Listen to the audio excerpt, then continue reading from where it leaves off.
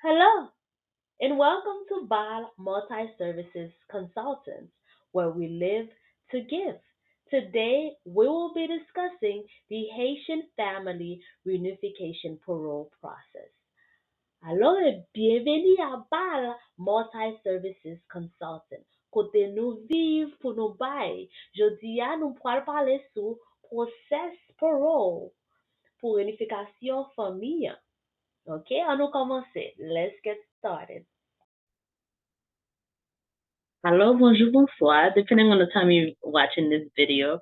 So today we are going to be discussing the family reunification parole process. Okay, so we have another parole process out. Today on va discuter sur the famille reunification, programme famille reunification parole là. Okay, so avant nous commencer, on va just expliquer exactement qui ça pour nous expecter dans le programme ça. The family unification parole processes are available by invitation only to U.S. petitioner with an approved Form I-130 petition for alien relative filed on behalf of a principal beneficiaries who are nationals of Colombia, Cuba, El Salvador, Guatemala, Haiti, and Honduras. Okay? So, programme unification pour famille, non?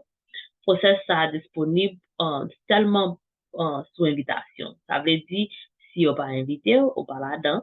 Et a invité pétitionnaire États-Unis qui gagne application I-130 approuvée pour famille.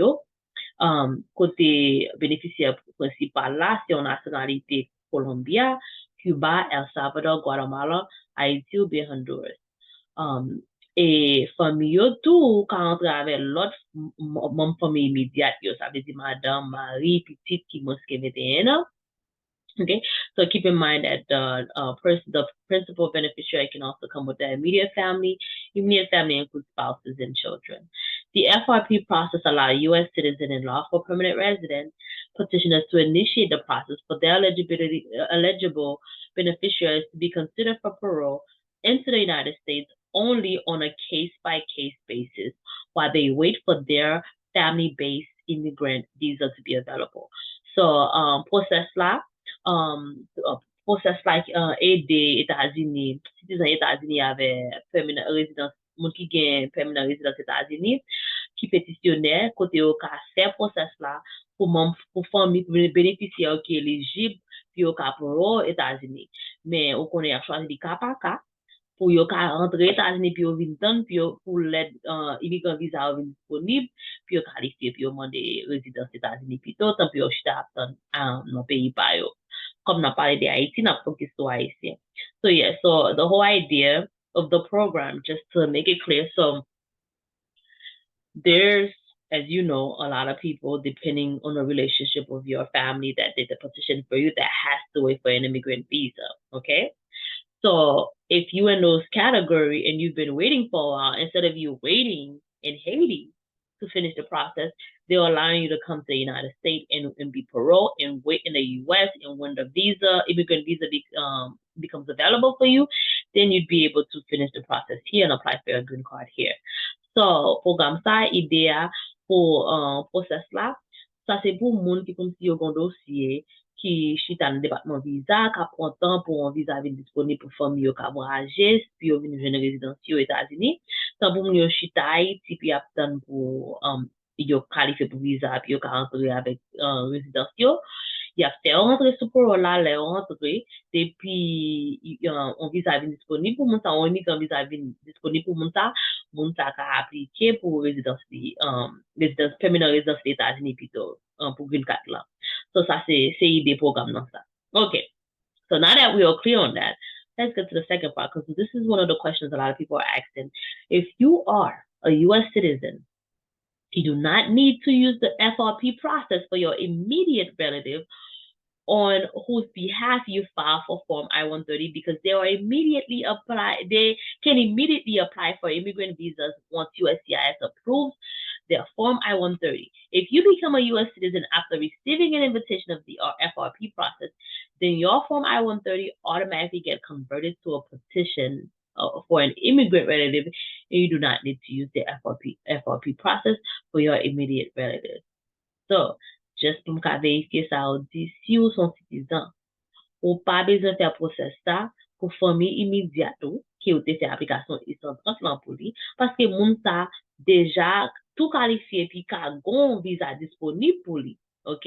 Donc ça veut dire moun ça pas un moun qui pourrait moun ça pas un moun qui a besoin pour comme ça parce que yo ka descendre sur résidence plutôt. Nous connaissons Haïtiens du bloqué ça, pas connaître si ça va être comme ça non. I don't know if it's gonna stay like that because Haiti is kind of blocked with the embassy on doing an interview. Maybe they're trying to remove certain people that's been waiting for a while so they can focus on the people that can enter. So I don't know, but unfortunately, based on what they say, if you are a U.S. citizen, okay, and you have an immediate family that you petition for, and they have the I-130 approved, these people are not the people they're talking about that's going to be part of this process, okay?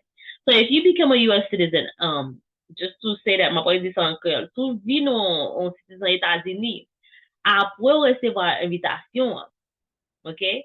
Nan, y apre tout vire aplikasyon e-130 la pou yo di ou se yon moun ki citizen ki gen fami imediat.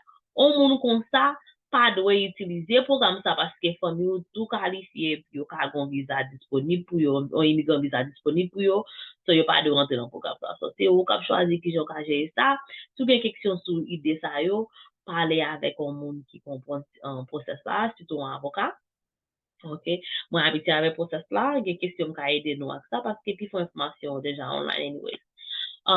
Now, qui moun qui immédiate famille? Vous avez sous son citizen, your spouses of a U.S. citizen, unmarried children under 21 of a U.S. citizen, and parents of a U.S. citizen or immediate family. Those are the ones that they were saying do not need this program because they already have an immigrant visa available for them. That means as soon as the I-130 get approved, they go through the visa process, and then all they have to do is wait for an interview. Unfortunately, we know Haiti, like I said, it's a process to get an interview in Haiti right now. But because it's available for them to be able to go that route, this program is not focused, it's not really geared to you guys. So, program sa pa vraiment pour immédiat famille pour citizen qui pour madame ou bien marié en citizen, si moun piti qui mouske 21 ans qui pas marié avec parents citizen moun sa yo pas vraiment dans programme ça parce que déjà gon visa disponible pour yo. So just moun ka class tout ça. Okay? You not bagay tout. Dans site web ça so aller dans uscis.gov/FRP invitation or if you go to uscis.gov/FRP invitation plural. You can put your receipt number to see if an invitation has been sent. If you're eligible for one, type your receipt number to see what they say, and if you can do a search. If you have a question or you have an issue or you don't understand the results you're getting based on your receipt number, please, you can contact us here at Bar Multi-Services Consultant where we can try to help you. All right, so now that we got this out of the way on who may or may not get invitations, let's go into the program itself. So another reason you may not be getting invitation, maybe they sent you one, but your contact information is not correct. So please go and update your contact information using the public inquiry form. Son lot rezon kapab pa recevoir invitation ou pa kon sa ka pase ou pa joun aucune nouvelle ou do tarife pou li, i kase paske informasyon pi yo kontakte ou pa bon, adres ou pa bon, email ou pa bon bagay sa yo. So asye ou ale rempli form sa nan public inquiry avec NBCA pou ka di ok adres ou chanje, pi yo ka asire ke pou men ou ka asire ou joun informasyon bezon pou ka aplike pou program sa. Paske menm jam di nou, fok nou gen invitation. Like I mentioned, you must be invited to this program. Okay, you cannot just go and do it. You must be invited. Fok ou gen invitation. Ba konen ki lang pou mdi sa, because tout nap mande, mais fok yo invite ou. Se yo kap invite ou. Nou pa ponte nan pati sa, paske yo te gon proses pou Cuban, yo vire proses la pou Haiti, so nou pa ponte drop nan sa. Ça est presque un bagay nous pas aider qui a bonne invitation pour tout le monde, bagay ça yo, nous pas compter là tout. Qui monde qui est éligible? So, nous déjà connaissons dans le sens qui monde qui ont pétitionné. Un pétitionnaire c'est un 6 ans ou bien un monde qui a permanent résidence qui a appliqué pour une famille, il fait application I-130 là, côté appliqué pour une famille et puis application vient approuver, OK? So, A U.S. citizen, a petitioner is a U.S. citizen or lawful permanent resident, green card holder, who applied for a Form I-130 petition for alien relative, and the petition got approved. Okay? Only qualified petitioners to receive a written invitation can submit the I-134A. Seulement un pétitionnaire qui joigne une invitation, yon écrit ou qui ka fait application I-130A. Now, just to be clear, I do have another video. I'm going to share the link below that talks about the I-134A form, where the process is very similar to this. Okay, so you can go through that video to get a little idea of how to fill out the I-134A, how to get that process going.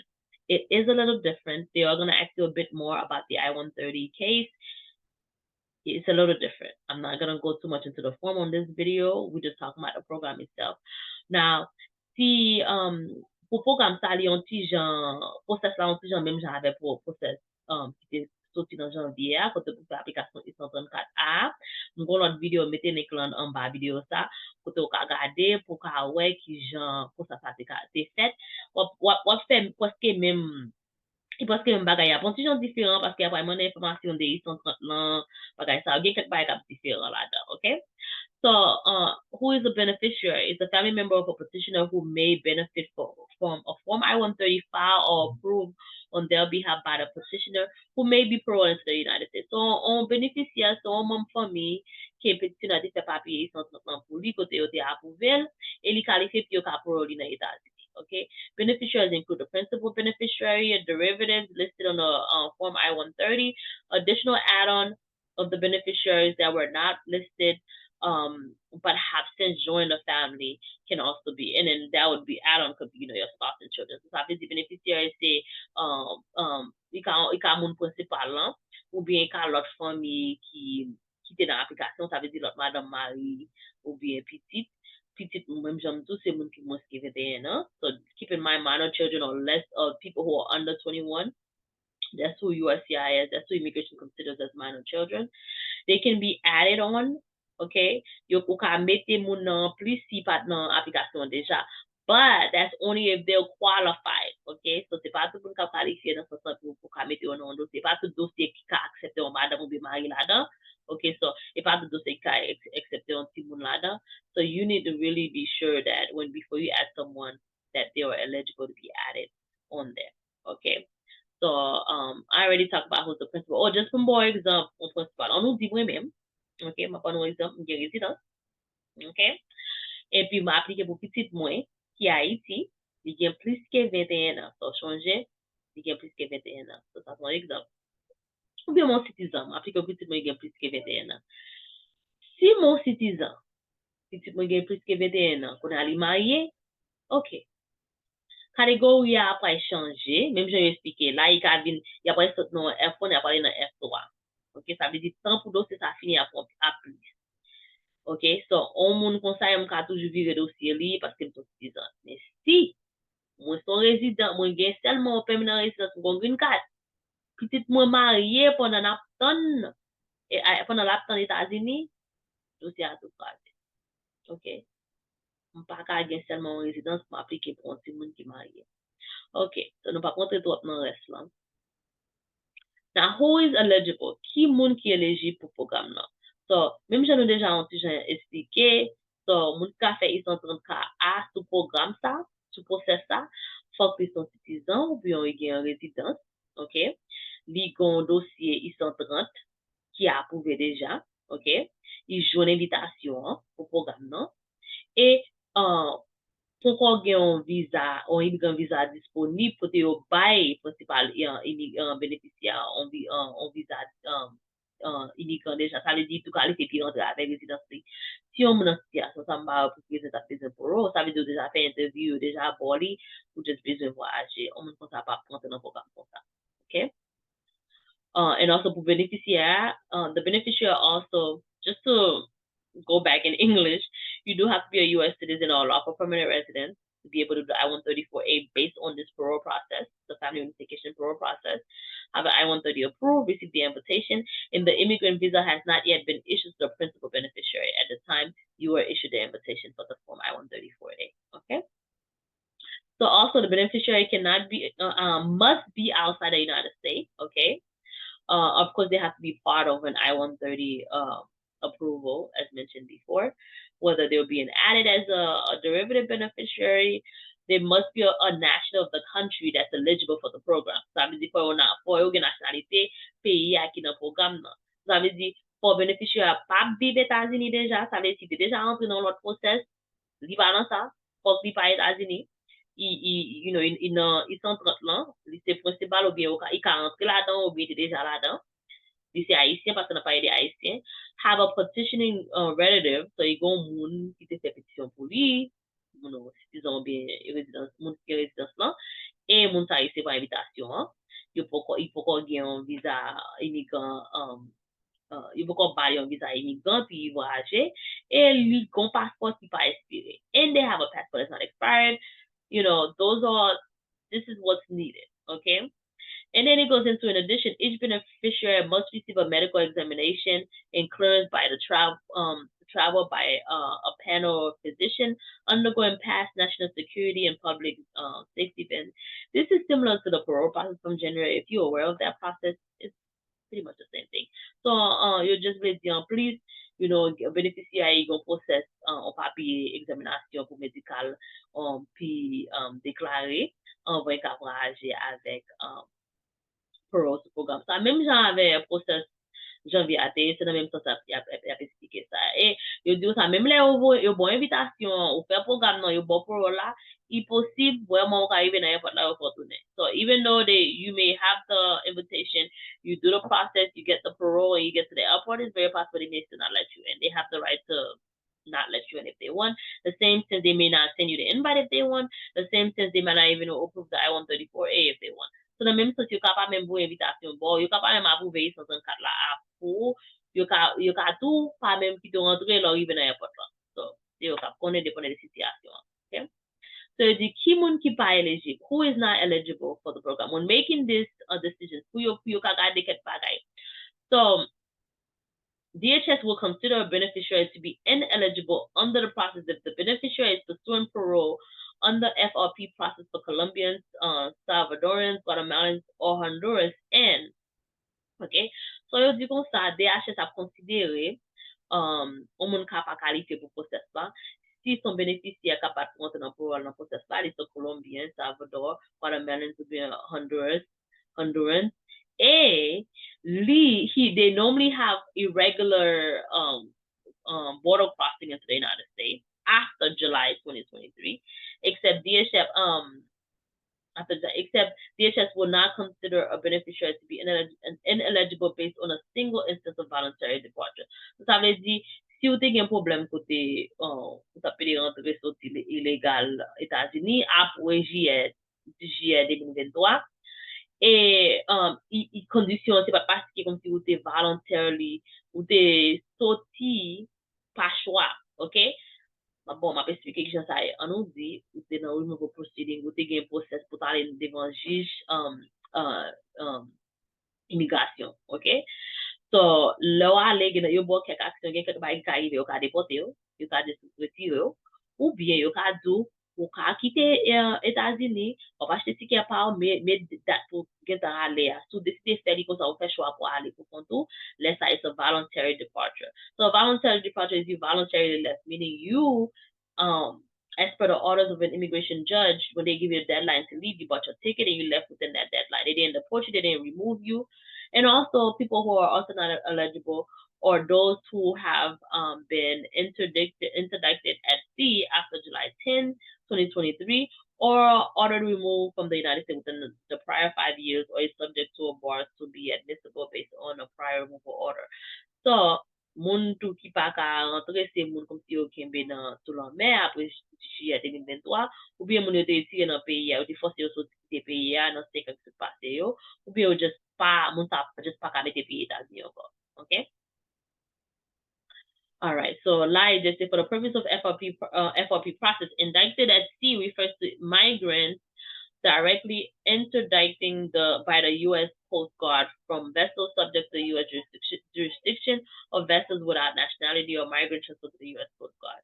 So, en général, I'm pas même dit pas de sens, depuis yo te keme sou lan men côté the Coast Guard kind of got you where ou te sou un bateau, un bagay qui pas gen juste, qui pas doué là, you know, on moun kon sa ka gen problème, avec, ka gen problème nan rentre dans programme ça. Ou ka parler avec un avocat plus de ça, pas rentrer dans détail, Coast Guard, US Coast Guard avait rentré sous la mer.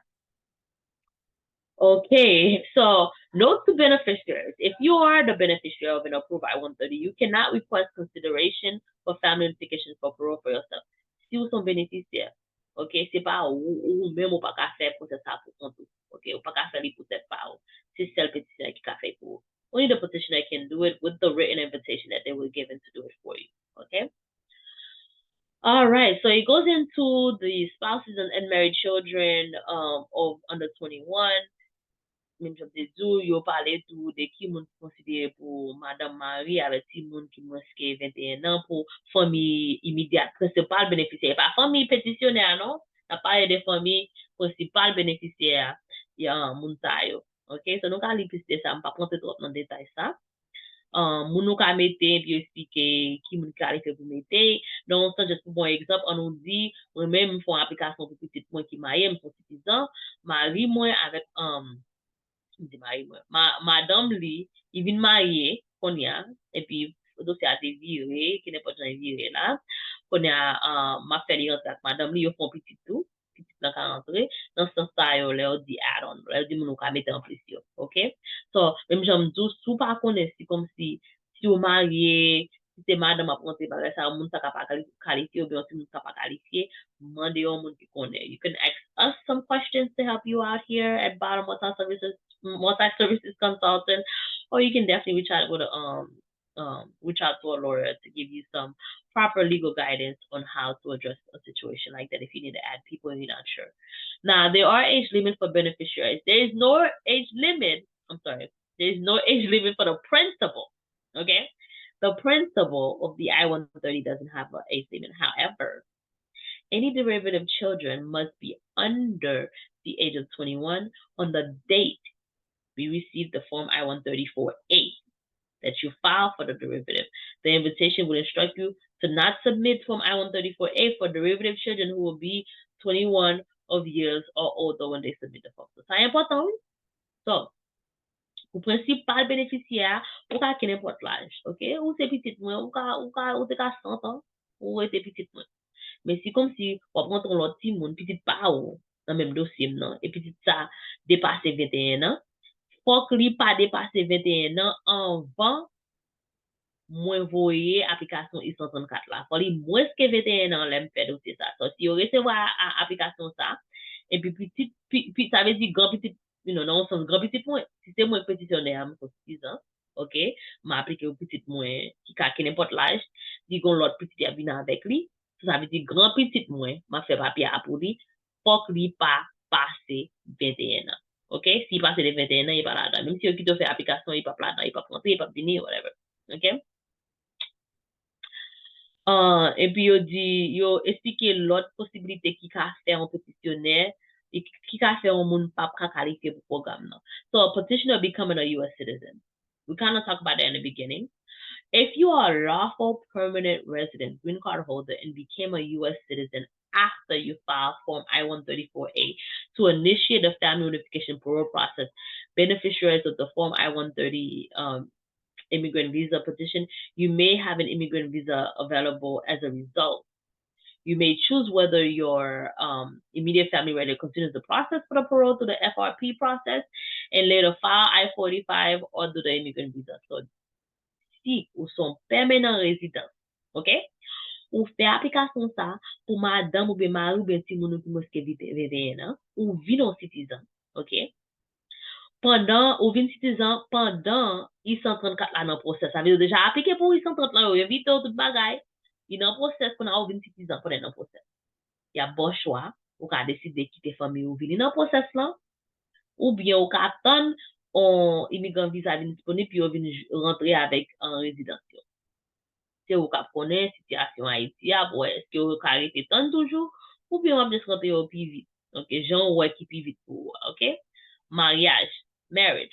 So A change in the marital status of a Form I-130 beneficiary relative could affect their eligibility for an immigrant visa and therefore for family unification parole. Un changement dans mariage, dans application I-130 pour bénéficiaire, ka affecté est-ce que vous êtes éligible encore pour un visa immigrant, ok? Et il peut affecter tout, est-ce que vous êtes éligible toujours pour le programme Family Unification Parole. Married relatives who are not eligible to participate in the family unification process include so moun ki marié qui pas éligible dans process ça, dans process en family unification process ça c'est moun sa yo. Okay. A child under the age of 21 who is married and their parent who is the Form I-130 petitioner holds a green card or an adult son or daughter of a Form I-130 petitioner who holds a green card. If your child under 21 or the son or daughter marries after USCIS approved their Form I-130, they are no longer eligible for an immigrant visa. The law only allows green card holders to petition for their spouses and unmarried children under age 21 and adult sons and daughters to migrate to the United States. I'm just going to répéter ça en créole. OK, c'est petit tout. Même là, il manque 21 ans. Mais il marié. OK? Il marié, c'est petit tout lié ou font application, il s'entend pour lui. Il a approuvé ou bien il grand monde, il plus que 21 ans. Mais les mariés, et on gagne tellement en 4 ou c'est ça tout fini, ok? On immigrant visa pas disponible pour lui encore, laisse ça, lui tout pas qualifié dans le programme ça, ok? So, and on l'autre partie, il dit, a child of a principal beneficiary who marries after the approval of the I-130. If the child of the principal beneficiary, otherwise known as derivative child, marries after we approve the I-130, they are no longer child under INA, even if they are 21 age, under 21, and therefore may be a derived status from the principal beneficiary. So, on l'autre bagay tout, si petit ton nou di nan situation de di am gen grand petit point, ok? Ça veut dire m'te application petit pas moi, il ka n'importe l'âge, you know, petit ans il te ka marié tout, et puis même il veut venir petit parler, grand petit point. Mais petit ça vient marié après dossier a fin approuvé, même là il te gen 10 ans, 18 ans, whatever. Depuis marié, il pas dans dossier encore, ok? So I'm just déclarer ça tout. So il pas dans dossier à cause de si plus que 21 ans. Et même là, si moins que 21 ans, si il est marié, qui n'importe si il est marié là-dedans, grand petit ça pas qu'à dans dossier ça, ok? Il pas considéré qualifié, si tout sorti là-dedans. So, nous déjà expliqué pour cette invitation, hein. C'est pour ça, leur cliquer, c'est là où je joindre l'ex, leur cliquer, il y a Meno là, nous avons déjà parlé sur ça, ok? So, nous pas compter trop dans ça. Nous parler sur NVC, sur des questions, quelques bagages, quelques problèmes, au cas faire public inquiry. Pour application, même j'aime dire, sous garder en bas link là, on t'explique que j'ai fait application I-134A, c'est parce que même bagage là, quelques questions qui ont changé, mais parce que même pas ça dans le sens. Vous voulez vérifier combien quoi vous devez faire pour qualifier. Et parce que même table là, nous avons une vidéo, à m'expliquer dans la vidéo, cliquer là, ou que table là, on a changé parce qu'il y a un à changer, ou qu'à checker lui pour combien quoi vous devez faire. So, juste pour expliquer ça en simple, on nous dit ou même, pour supporter un monde, ça veut dire ou même, pour cette part avec mon nom, on veut supporter, nous fait D, pour ça fait plus que 19 720 $ pour qualifier comme sponsor pour ça. So, on peut juste checker table là, pour vérifier qui j'ai est-ce qu'on qualifie pour aider au monde, pas prendre trop dans ça, ok? So, bon, me tourner là encore. Yeah. I'm going to go back. I was explaining the table on the household. If you look at the table, I show how you get to the link. So let's go here, how to apply. Again, you can click the link here, and it'll bring you to that table to verify what's the household size and the income requires. Like I said, it's similar to the January parole process of verifying those things and the documents you would need. So if you're familiar with that process, it's about the same thing. If you're not, check my video below. It will kind of explain a little bit more about that process. So, what are the steps for the process? The invitation sent to the petitioner. Petitioner submits Form I-134A. Beneficiary electronically provides information about the supporting request. Beneficiary submits request to CBP1 mobile app. Beneficiary receive advance authorization to travel to the United States. And same thing as before, beneficiary, once they're here, they are gonna be qualified to do the work permit. If they're not eligible to apply for a green card, they can do the work permit the same way as the regular process allows them to apply for a work permit. So, qui j'en process là hier, pétitionnaire a une invitation, il y a sorti dans le département visa, so assurer toute information bon avec yo, même j'aime to check link to do a public inquiry. Do a public inquiry if needed to update your contact information, like I mentioned before. OK? Pétitionnaire a fait forme I-134A, OK, sur site web, OK? Il pas qu'à mail, il a fait le site web. Link en bas vidéo ça pour expliquer qui j'en c'est application ça. Il a fait tout bagage électronique, OK? Et puis, là, tout bagage fini, bénéficiaire après jouer l'information pour lui-même, c'est parti parler. Et après, fini process là dans CBP1 app là. Et puis, il a joué un papier pour là, puis qu'à voyager. Même j'avais pour process là dans le sens, même j'en dis, pour expliquer pour un process là dans l'autre vidéo, je ne vais pas rentrer trop sur CBP1 avec bagage ça yo, mais ou ka aller là pour jouer plus d'informations. Ça m'a fait l'autre vidéo sur CBP1 mobile app là l'autre fois. Mais pour le moment, je just voulais expliquer pour comme ça, pour nous connaître qui j'en sais. So I'll do another video regarding the CBP1 and how to deal with it. It's pretty simple. I mean, many people have done it already. It's kind of self-explanatory once you get the app and you download it. Also, keep in mind, on l'autre bagage tout, après, mon nom vient rentrer, il peut aux États-Unis, il qualifier, puis faire application. It's 764. You can study online or be mail it. You can do the I-765 online or mail it. If you are gonna mail it, or if you're applying for a fee waiver, you should mail it. So, à appliquer pour un fee waiver, quand tu pas besoin payer immigration pour application ou qualifier pour ça, ou pas de faire online, c'est mail pour mail. OK? So, changer ça son option. So, si vous avez une question sur bagay ça, ou ka faire mon connaître, contacte nous à BAL, multi-services consultant, so we can help you out on this process. We know it's a lot of information, but hopefully it's enough to at least give you an idea of how to get started, what to expect. Okay? Thank you for listening to me again. My name is Belinda. I'm with BAL Multi-Services Consultant.